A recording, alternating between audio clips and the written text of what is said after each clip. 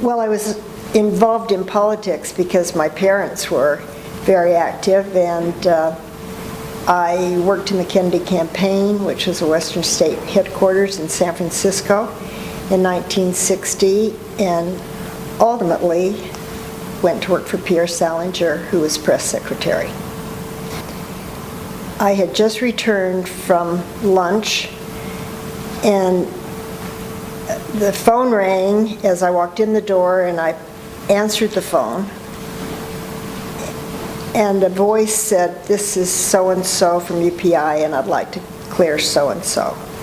And I said, we'd been admonished by Pierre to be more careful about clearing people to come in if we didn't know the person calling or who they were clearing, to get more information. So I said, I don't recognize your name, nor do I know the reporter you want to clear. And he said, "The president's been shot." And I dropped the phone, literally dropped the phone, and ran into Pierre's office where the machines were, the UPI and the AP machine. And just as I arrived at the UPI machine, it ding, ding, ding, ding, those emergency rings, and I stood there as it said, "Today in Dallas, Texas, President John F. Kennedy." And I watched it print out that he had been shot. It was a short message, and I went over to Pierre's phone and I called Ted Sorensen's office. He was chief legal counsel to the president, but more importantly, he was noted as he did all of his speeches, and he wrote like Kennedy. You couldn't tell when the president ad-libbed and when it was Ted Sorensen. He was very special. He was very close to the president. And at some point, Ted came down the back hallway, and I couldn't speak. I just handed him the ticker. And it was just very, very busy. I had no sense of time, but Pierre called from aboard a plane. They were turning around. They were going to refuel in Honolulu. And he told me to make sure that private line on his desk, that no one got on that phone, and that he would call me, and I would tell him where the plane should go. I said yes, and I had no idea what that meant.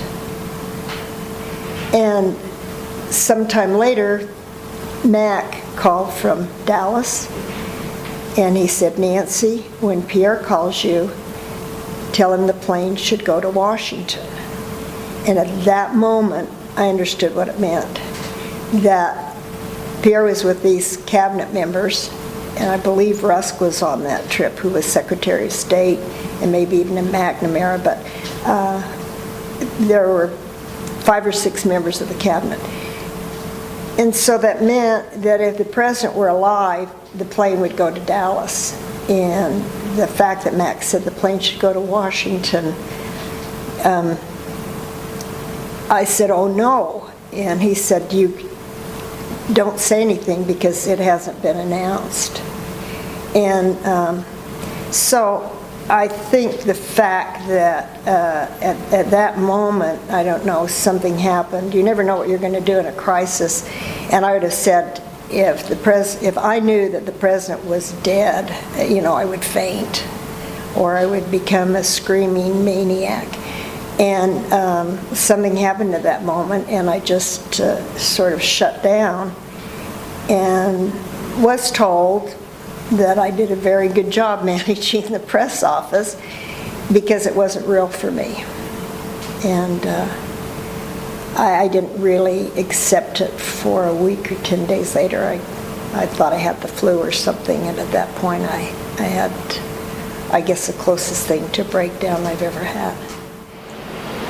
I mean, I have vivid memories of President Kennedy, and my last conversation with him was about football.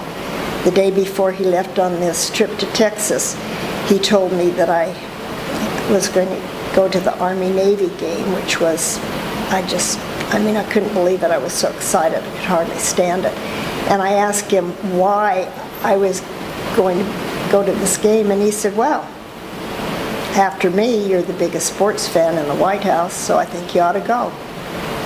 So that was sort of special, and of course, that's a game I don't even like to watch every year, because it just, I don't know whether it has to do with the fact that when I realized the president was dead, that I went into shock, and that it was about 10 days before I accepted the fact that he was dead. I don't know if that has something to do with my system, but I am very emotional when it has to do with President Kennedy, and especially when it has to do with November 22nd.